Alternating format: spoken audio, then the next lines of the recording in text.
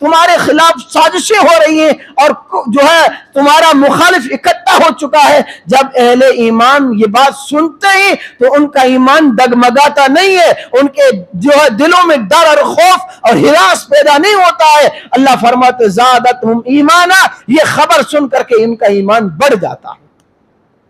ایمان والے کا ایمان بڑھ جاتا ہے اور مضبوط ہو جاتا ہے تاکہ حالات کا مقابلہ کرنے کی آسانی ہو. تو سب سے پہلی چیز ہے اپنے ایمان کو مضبوط بنانا. اگر ایمان کمزور ہوگا, اندر کا یقین کمزور ہوگا, اللہ کی ذات پر کامل یقین نہیں ہوگا تو حالات کا مقابلہ ہم نہیں کر سکتے.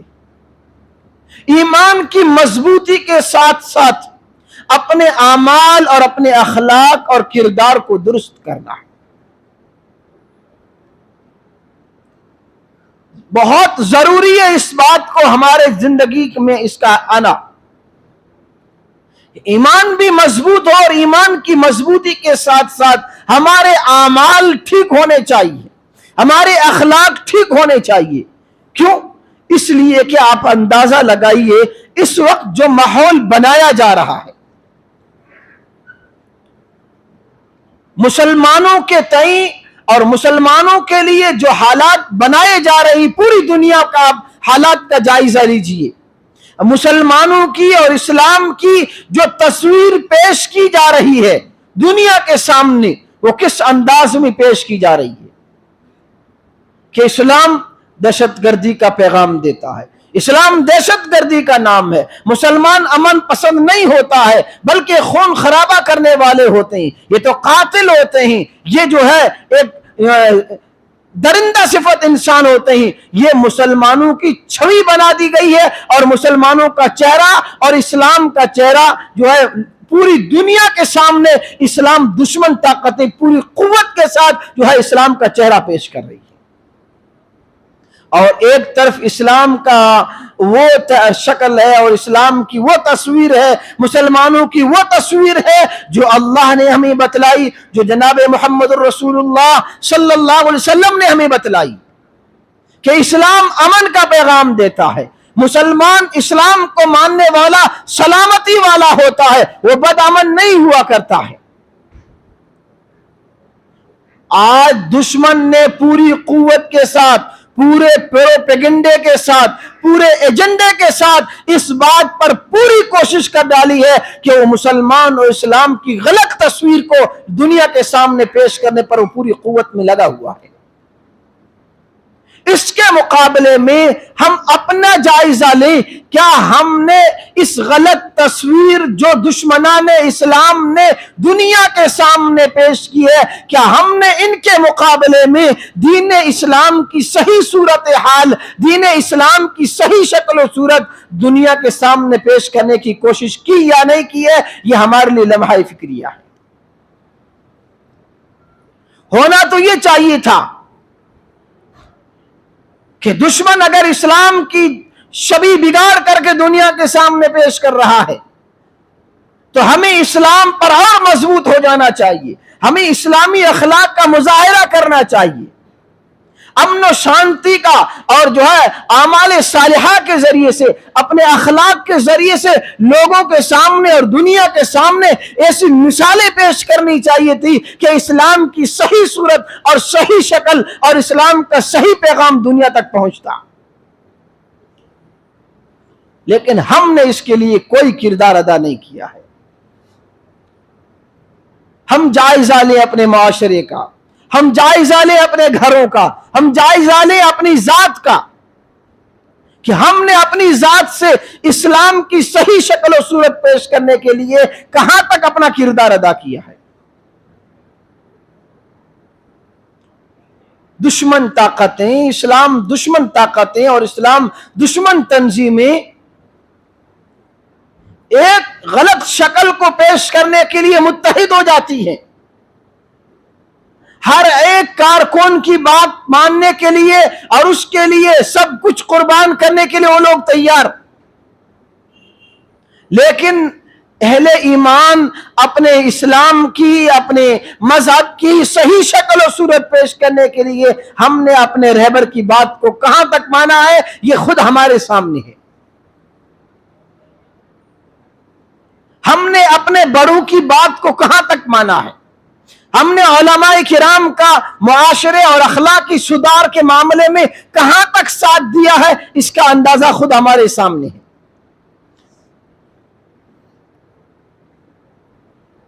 یہ ہمارے لیے ایک لمحہ فکریہ ہے۔ ہمیں غور کرنا چاہیے کہ ہم آخر کدھر کس راستے پر ہم جا رہے ہیں۔ امت مسلمہ کے رہبر اور قائد اور ان کے رہنما جو ہو سکتے ہیں حقیقی معنوں میں علماء کرام ہیں، جنہوں نے ہر دور میں امت مسلمہ کی ایمان کے تحفظ کے لیے ہر وقت میدان میں نظر آئے ہیں۔ بلکہ ہمارے علماء کرام تو صرف مسلمانوں کے لیے نہیں بلکہ انسانیت کی بنیاد پر جو ہمارے علماء اور ہماری بڑی تنظیمیں کام کر رہی ہیں، ان کی خدمات اپنی جگہ نمایاں ہیں۔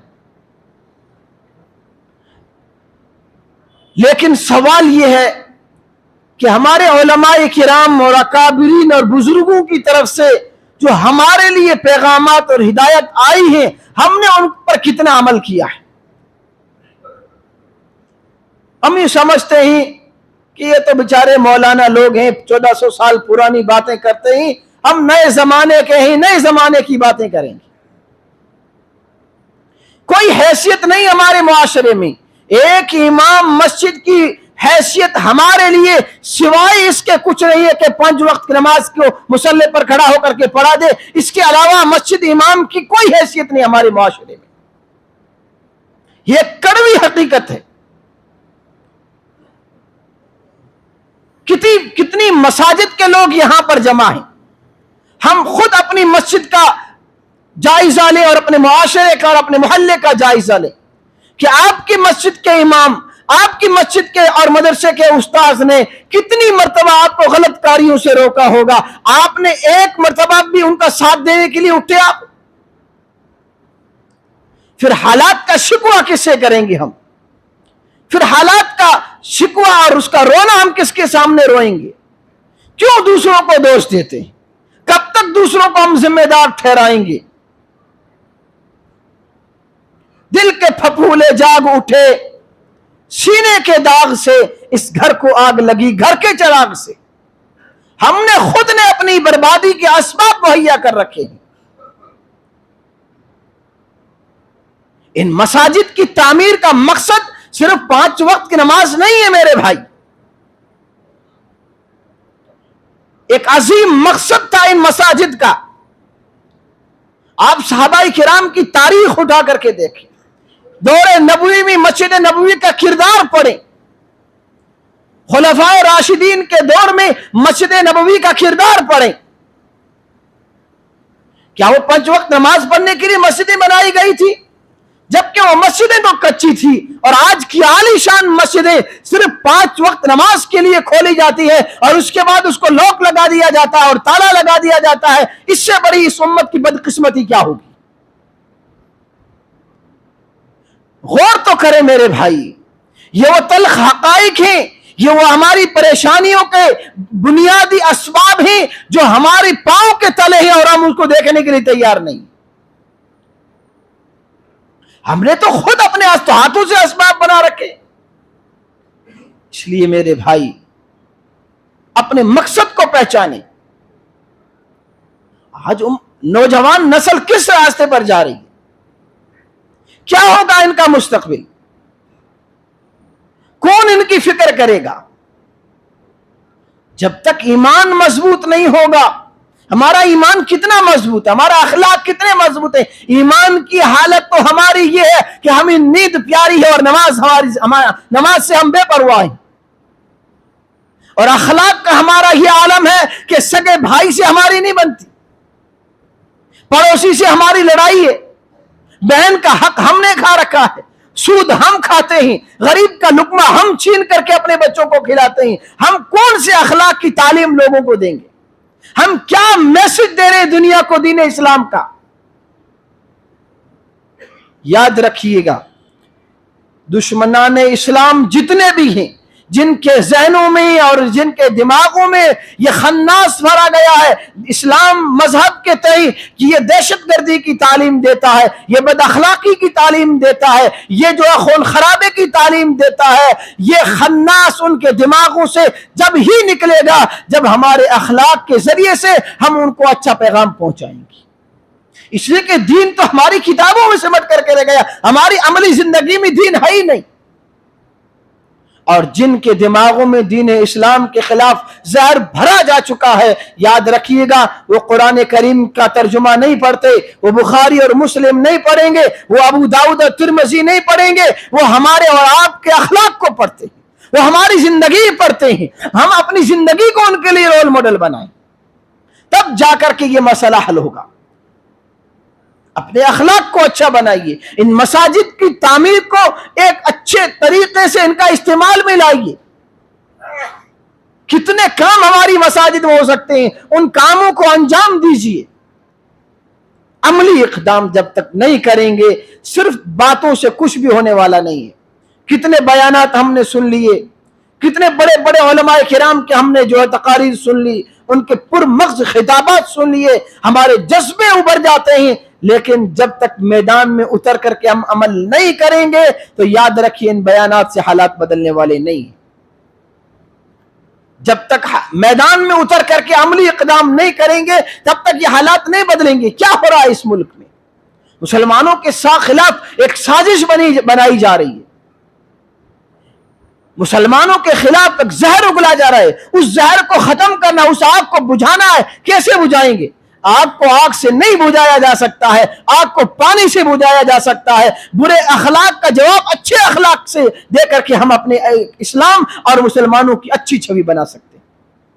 اس کے لیے ہمیں کوششیں کرنی چاہیے، محلے محلے میں جو ہے، سوسائٹی میں، اور اسی طریقے سے خاندان میں، ہر مسجد میں ایسی تنظیمیں بننی چاہیے، چھوٹی چھوٹی ایسی کمیٹیاں بننی چاہیے جو اس کے لیے مستقل کام کریں، تب جا کر کے امت مسلمہ کے مسائل حل ہو سکتے ہیں۔ ورنہ میرے بھائی ہم روتے رہیں گے اور جو ہے حالات کا شکوہ کرتے رہیں گے، ایک دوسرے کو سناتے رہیں گے، آج فلاں جگہ یہ ہو گیا، آج فلاں جگہ وہ ہو گیا، بس ہراس اور خوف اور ڈر اپنے دل میں پیدا کرتے رہیں گے، تو یاد رکھیے ان حالات سے ہم کبھی نہیں نکل سکتے۔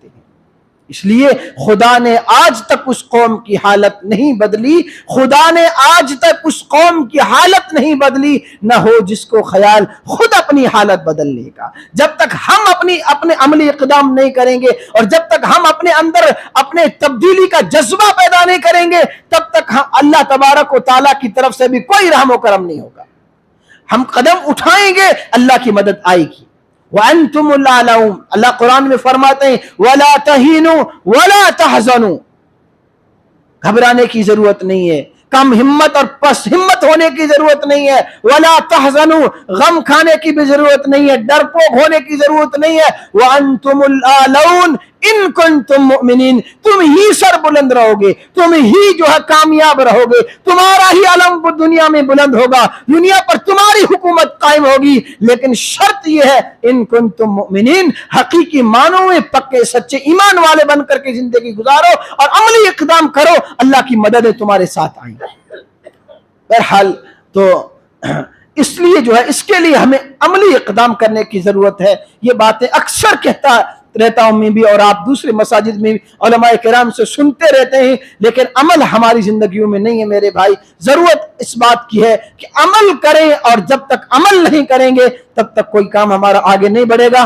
ایک اس وقت اعلان کر کے میں بات ختم کرتا ہوں۔ اس وقت ملک کے حالات آپ کے سامنے ہیں، میوات میں جو فسادات ہوئے ہیں اس کے بھی حالات آپ کے سامنے ہیں، کس طریقے سے یک طرفہ جو ہے وہاں کی گورنمنٹ اور وہاں کی سرکار نے یک طرفہ جو ہے کارروائی کرتے ہوئے مسلمانوں کے گھروں پر بلڈوزر چلایا ہے، غریب اور نادار مسلمانوں کو جن کو گھروں کو سے بے گھر کر دیا ہے، ان کے گھروں کو مسمار کر دیا ہے، اور وہ جو ہے ایک جو ہے کھلے آسمان کے نیچے آج اپنی زندگی گزارنے پر مجبور ہیں۔ یہ حکومتوں کے کام ہیں، یہ ان کا ظلم ہے۔